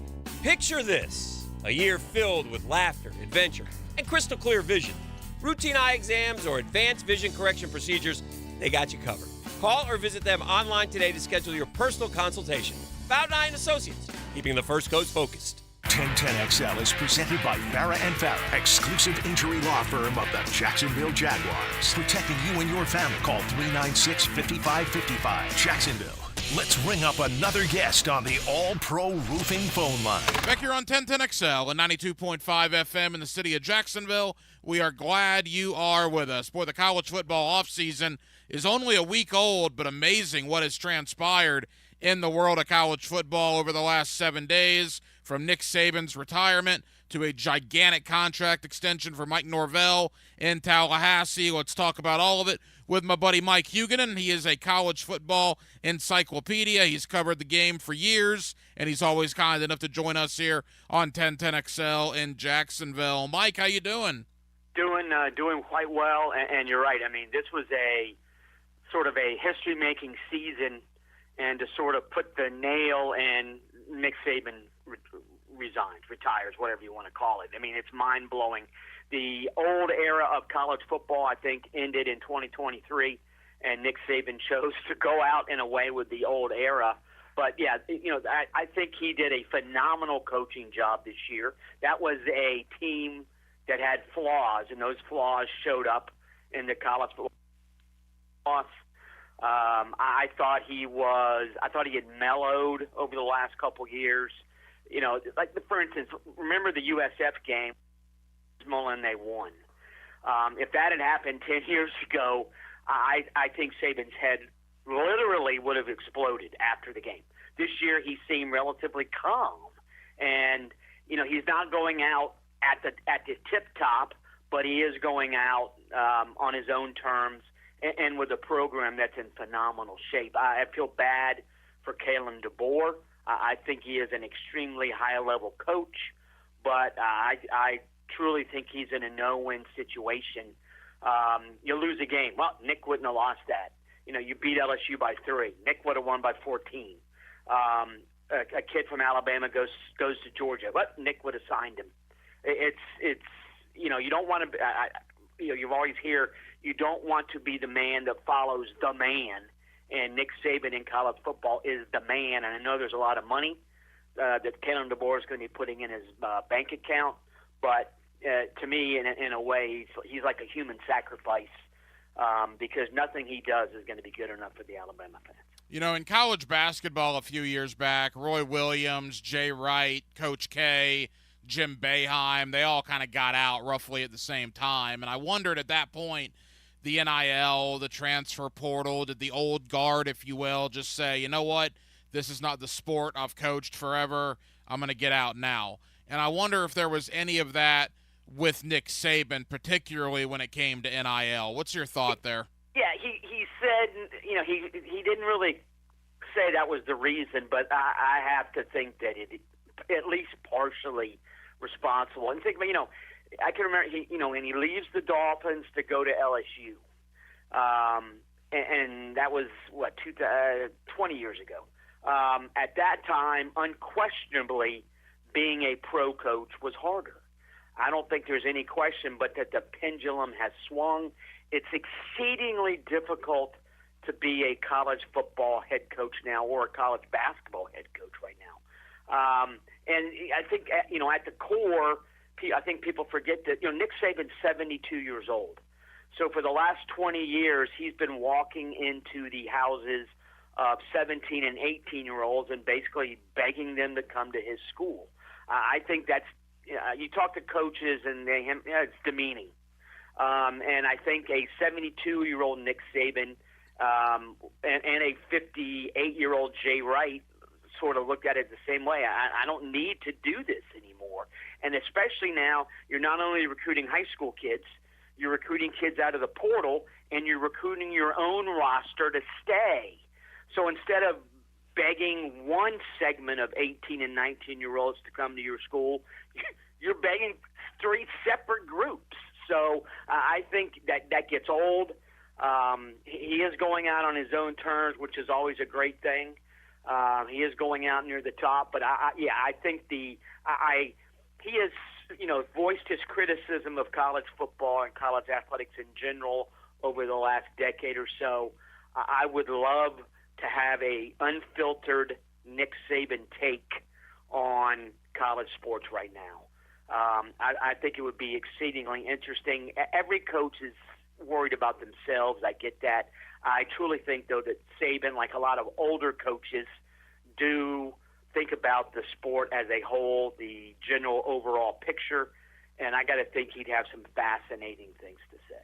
Mike Huguenin's covered the world of college football for years. He truthfully is one of my favorite guys to talk college ball with. He's with us here on 1010XL in Jacksonville. You mentioned Kalen DeBoer, and raise your hand if you had Kalen DeBoer in September being the new coach of Alabama in January. I'm willing to bet not a lot of hands are being raised. And, Mike, my question is, we saw this at Auburn a couple of years ago. You get a guy successful out west, Brian Harsin, now maybe not as successful as DeBoer, but still a respected coach, comes down to the SEC, very few ties, and it was a disaster at Auburn, an absolute disaster. I don't think DeBoer will be that level of a disaster, but is there concern from you about Kalen DeBoer not having a lot of familiarity with this part of the country, and now he's the head coach at Alabama? I mean, that doesn't add up to me. No, I think there's the fit aspect is legit. Now, I think DeBoer, he won 3 NAIA national titles at Sioux Falls, and yes, NAIA is not comparable to NCAA Power 5 football, but it's also it's all relative. In NAIA, when he was at Sioux Falls, he was playing teams, that were as good as he is. So he'll be doing the same. He did the same thing at Washington, and now he'll be doing the same thing in Alabama. The expectation level, the attention placed on you, I truly think that DeBoer is in for an eye-opening experience. It's one thing to be extremely successful in a short time at Washington, and he did a unbelievably phenomenal job at Washington. At the same time, I still think Kalen DeBoer could walk down the street in Seattle, and if Pete Carroll had been on the other side of the street, everyone would have flocked to Pete Carroll. That ain't going to be the case in Tuscaloosa. In Seattle, UW football is number 2 at best, and some seasons it's 3 or 4. In the entire state of Alabama football is number 1. So the attention that's going to be placed upon him is going to be vastly different than anything he's ever seen. I think from an X's and O's standpoint, he's a heck of a lot better than Harsin, and he's really good offensively, and he brings Ryan Grubb with him. The irony there, obviously, Saban tried to hire Ryan Grubb as his offensive coordinator last year. Well, here Ryan Grubb is at Alabama just with Kalen DeBoer. But I think the fit aspect is something that is going to play out. I think we're going to see in the first year, from today till next year on this exact same date. I think if you would ask Kalen DeBoer now what he expects is going to happen in terms of attention, and next year, after he's lived 365 days of it, he's going to have a markedly different take because I don't think he has any idea what he's in for.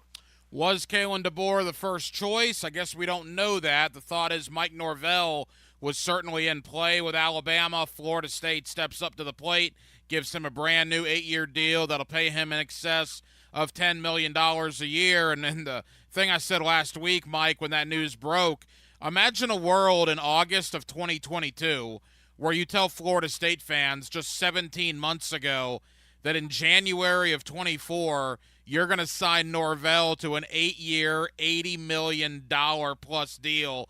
They would have laughed directly in your face. I mean, the turnaround in 17 short months is nothing short of remarkable for Norvell in Tallahassee. No question, and I think Saban, throughout his tenure at Alabama, got coaches paid, head coaches and assistant coaches. LSU's defensive coordinator, Blake Baker, was making $2.5 million for a defensive coordinator. Position coaches making more than $1 million. So a lot of coaches at a lot of levels owed Nick Saban a hearty thanks, and so did their bank accounts, and frankly, so did their grandchildren and haven't been born are going to owe Nick Saban a gratitude of thanks. Was DeBoer the number one candidate? I'm not sure. You talk to different people. Lanning got a bump. Norvell got a bump. Both those guys, just like Kalen DeBoer, and just like Saban, represented by Jimmy Sexton. Sexton was in Tuscaloosa last week, and I think that, I don't think we're ever going to know who was the first choice. But I'll be honest, I think Kalen DeBoer is a better hire than Norvell, and I think Kalen DeBoer is a better hire than Lanning in terms of X's and O's. The fit is the question. So that's going to be interesting to see. But you're right, Norvell making $80 million. If you had told, like you said, if you had told FSU fans after the season in which FSU lost to Jacksonville State, Norvell would be making $10 million 2 years from now, they would have laughed and walked away from you. And they did not want him there, believe me. It was all about Deion Sanders and this, that, and the other, and it's a good thing they stuck it out. Quickly with Norvell, Mike, because I want to get into some Florida issues in a moment to wrap up. The transfer portal, again, he's going nuts. He just got Roydell Williams from Alabama, the running back. We know about DJU to come in and play quarterback. But you look at what Florida State is losing, right? They're losing a ton off of last year's team. Is there any chance this is a rebuild year, if you will? Any, verbiage along those lines? I think it's more of a reload. They're still going to be vastly more talented than the vast majority of teams in the ACC. I think Clemson has a talented team with the returning starter quarterback. That's a positive. Miami picking up Cam Ward's big. I am not a DJ Uiagalelei fan. I think he's very robotic, and I think it takes him a while to process stuff. He's got a nice arm.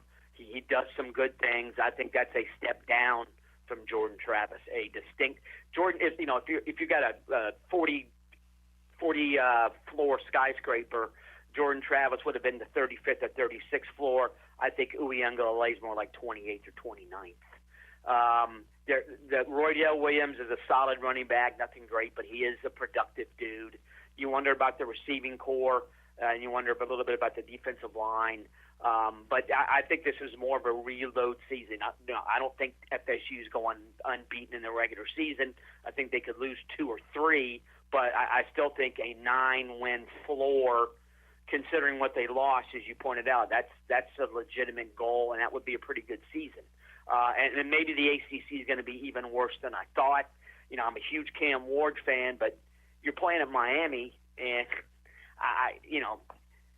Cristobal had Justin Herbert at Oregon, and I don't know. There's a lot of questions about Cristobal and his offensive, the offense that he prefers. Let's see if Cam Ward truly is allowed to do all the things Cam Ward can do. He is an upgrade over Van Dyke, but I think there were better fits for him with other offenses.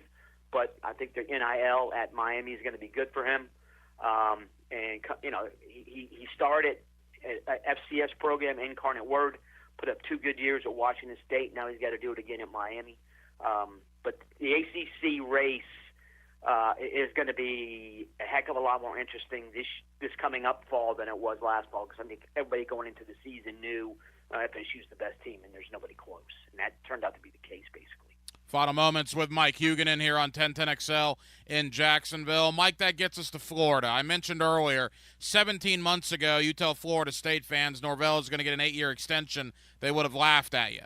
If I tell Florida fans 17 months from now that Billy Napier gets an 8-year extension, they would laugh at me currently.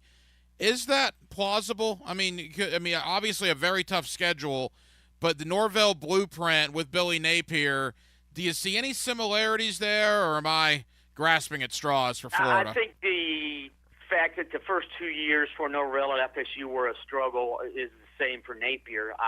But then in the third year, Norvell won 10. I don't think Florida's won 10. Now, the schedule is difficult, but there's also a schedule filled with teams breaking in new quarterbacks.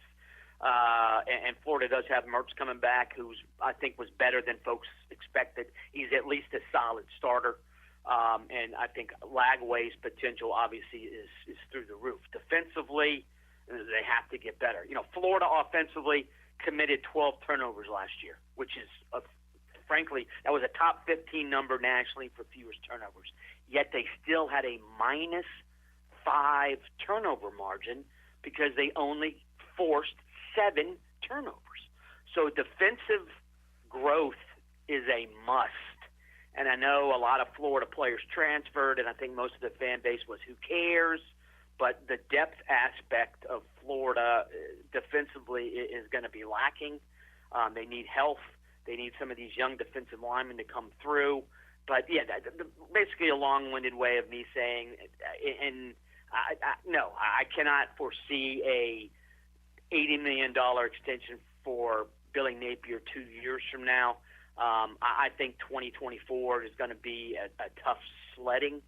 Maybe they win 7, and then maybe he gets another year. Maybe they do win 9 or 10 in 2025, and then he would get an extension. But it's going to be tough, I think, for the roster as it's currently made up to be a SEC East contender next year. And I don't mean contending to win the division. I'm not even sure they can finish second. And you take away Georgia, and the rest of that division's got a ton of questions. Florida has as many questions as anybody else in the division, if not more. And, Mike, final question. It's wild where we are in college football with the transfer portal. You got guys like Princely Umanmielen to Ole Miss, Chris McClellan to Missouri, of course, Trevor Etienne to Georgia, and now Richie Leonard to Florida State. The guys that are leaving Florida are going to rivals that Florida now has to play against. It is wild what's going on in college football right now. Yeah, and I think they're going to miss Umanmielen, and I think they're going to miss Jaden Hill. He's another one, Hill was A&M, a really right. solid slot corner last year. Richie Leonard, I think he was a try-hard guy, didn't have the greatest physical attributes, but played hard. Chris McClellan, I think, has a upside that Florida didn't totally tap into. But you're right. And ETN, we talked about this before. Running backs to me in college football have become like running backs in the NFL. There were dudes playing in NFL playoff games that I'm like, wait, where did he go to school again? I can't remember. And you can find guys who can run the ball as long as your offensive line is okay. But if you're a Gator fan, that's the concern. Will their offensive line be okay? That's going to determine how well Florida is next year. And again, the defense has so much room for improvement. They have to force more turnovers. They got to get more aggressive.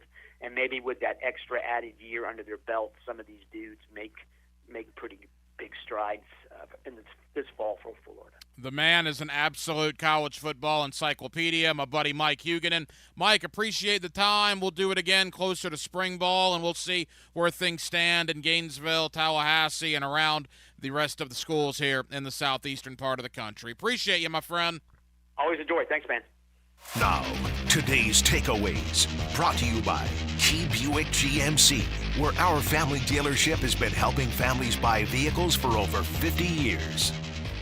And thank you to my buddy Mike Huguenin. Again, love talking college football with Mike. I've had him on for years and certainly appreciate his time here this evening on Hacker After Dark. My big takeaway of the night, well, I go back to this past weekend, and I see all the young players, wide receivers, tight ends, etc., making plays for the Green Bay Packers, right? Making plays for the Los Angeles Rams, making plays for the Houston Texans. And then I look at Jacksonville, and I go back draft after draft after draft. And if you go all the way back to the draft of 2015, that's a long time, guys. We're talking 9 years now. The best wide receiver the Jaguars have drafted in 9 years is DJ Chark. You go back to Trent Baalke's 3 drafts so far as Jaguar full-time general manager. He's taken 2 wide receivers, Parker Washington and Jalen Camp, and he's taken 2 tight ends, Brenton Strange and Luke Farrell. Look, it's one thing to hit on free agents, and Baalke has done that, and give him credit for that with Christian Kirk and Evan Ingram and Zay Jones and making the Ridley trade. But it'd be nice to get some in-house guys. It'd be nice to draft some of your better players, particularly at the skill positions. And obviously at wide receiver and tight end, that has not happened here in a very, very long time. And that is something that needs to get addressed now, this offseason. That has to change. That narrative has to be corrected. Well, that'll just about do it for what has been a very, very busy Monday night here on Hacker After Dark. We certainly appreciate you guys hanging out with us here on 1010XL and on 92.5 FM. We got a ton of people to thank. Again, Mike Huguenin, he's our college football encyclopedia. We've had him on for years. Love talking college ball with Mike, talking Nick Saban retirement, the Mike Norvell contract extension, and more. Thank you to my buddy Dave Campo. It's always Monday night coaching with Campo here on Hacker After Dark, the former head coach of the Dallas Cowboys. Boy, what an 8-day period he has had with the Jaguars, biggest collapse ever, and his Dallas Cowboys just getting annihilated yesterday. We certainly appreciate Coach Campo for joining us tonight. And back in hour number 1, my buddy Mike DeRocco, D-Rock, ESPN.com. Really appreciate talking with Mike DeRocco about what happened with the Jaguars, but more importantly, where we go from here. Josh Allen, Calvin Ridley, Trevor Lawrence. There is a lot to figure out as the offseason really begins to start here in Jacksonville now that we are over a week removed from the Jaguars being eliminated from the NFL postseason. We will be back tomorrow night on a Tuesday. Are you kidding me? Ladies and gentlemen of Jacksonville, Florida, let me ask you a question. Where else would you rather be? Where on earth would you rather be from 10 o'clock to midnight on a Tuesday than right here with Dylan Denmark and yours truly on our late night show on Hacker After Dark? And we do hope that you join us then. Dylan Denmark was your producer tonight. Dylan, great job as always. I'm the Hacker Ryan Green. And again, Jacksonville, thank you for hanging out with us here on a Monday evening on Hacker After Dark on 1010XL and on 92.5 FM. So for all of us here on HAD, have an absolutely terrific remainder of your Monday evening, and we will talk to you tomorrow night on a Tuesday